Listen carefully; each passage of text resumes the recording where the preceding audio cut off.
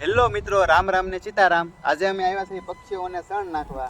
આમે કિશોરભાઈ દરરોજ પક્ષીઓ માટે 2-3 કિલો શણ લાવે છે। જો એમાં ઘઉં હોય છે, ચોખા હોય છે અને બાજરી હોય છે, બધું વસ્તુ મિક્સ કરીને કિશોરભાઈ શણ લાવે છે।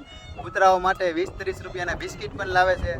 તો અમારે યથાશક્તિ પ્રમાણે અમે જેટલું પોસાય એટલું પક્ષીઓ માટે શણ નાખી જઈએ। જો તમારે કોઈ મિત્રોને પક્ષીઓને શણ નાખ્યું હોય તો તમે શણ આપી શકો છો અને તમારા નામનો વિડીયો પણ કિશોરભાઈ બનાવી દેશે। જય મસ્તરા।